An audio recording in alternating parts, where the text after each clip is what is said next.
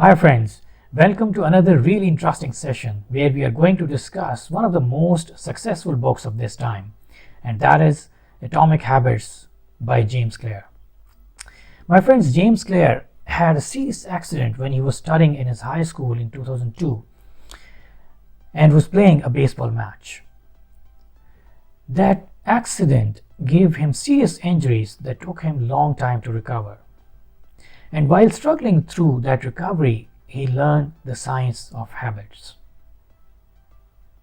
So, before getting into the book, let's first try to understand what is a habit. A habit is a routine or a behavior that is performed regularly and in many cases automatically. As Will Durant, a renowned philosopher, said, "We are what we repeatedly do." And excellence then is not an act, but a habit. Have you observed the law of harvest? You sow a little seed and you reap so much. That goes for an act as well. When you sow an act, you reap a habit. And when you sow a habit, you reap a character. And when you sow a character, you reap a destiny. So that is why our habits are so important, because we are what our habits make us. Now let's try to understand how habits work biologically. My friends, you must have heard that we have got two minds, a conscious mind and a subconscious mind. Our conscious mind, that is an active mind, actually scans and approves every thought coming to it. And once it approves a thought, whether that is negative or positive, that goes to the subconscious mind. And our subconscious mind is a passive mind. It is a fertile land. It is just a repository of thoughts.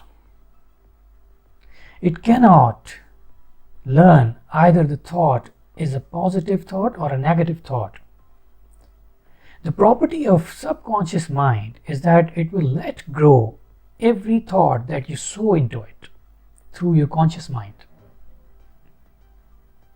It lets every thought grows into a plant and into a tree over the period of time. So that is why it is so important that your conscious mind, your active mind, scans every thought coming to it vigilantly. And that is why, if you want to learn a habit, you need to do small things over a period of time consistently, so that those small things keep on sowing in the subconscious mind and become a habit one day. And once that is grown into a plant or a tree, you start doing those things automatically. A very good example from our daily life is that when you intend to learn driving a car. So in the beginning, everyone who has gone through the process knows that you need to remember so many things while driving a car. And then a day comes when you don't even know, when you don't even remember that how many things you are doing automatically to drive that car. So this property of subconscious mind saves a lot of our energy while automating so many decisions that we take.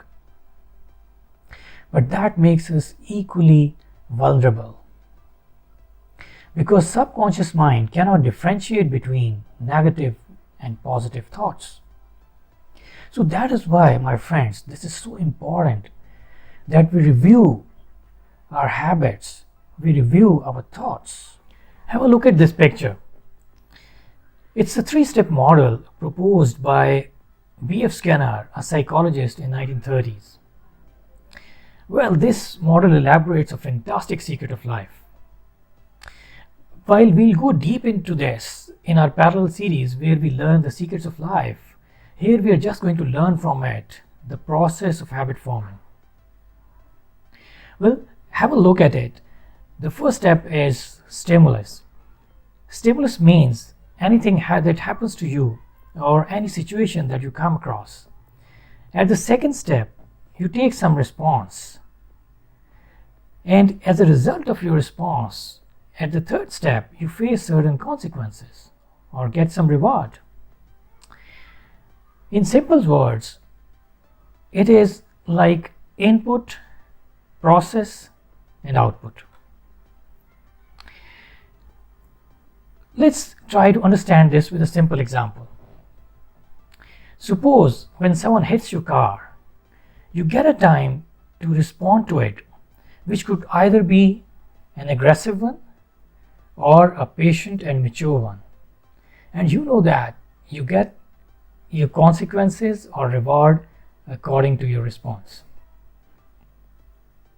So this is really important, that what you process in the middle step. And remember, this is not just an ordinary computer processor. Your processor is equipped with 4 kinds of intelligences: mind intelligence, emotional intelligence, heart intelligence, and spiritual intelligence. We'll definitely touch these subjects in our upcoming videos in detail. Have a look at the diagram on the screen. It's a model proposed by James Clear, author of the book, based on the previous model that we just discussed, with a slight change that he has added craving as additional step in the model. You can call it motivation as well. So the author thinks that craving or motivation has a lot to do with the response that we choose, and we get the reward accordingly. And he has also come up with 4 laws of behavior change that evolve out of these steps. And in the upcoming video, we'll be discussing all of these 4 steps of the model and the 4 laws of behavior change in detail that will guide you as to how you can develop good habits and get away with the bad ones. So do subscribe to the channel and press the bell icon button so that you get notified for the upcoming videos on this most successful book of this time. And until then, take good care of yourself.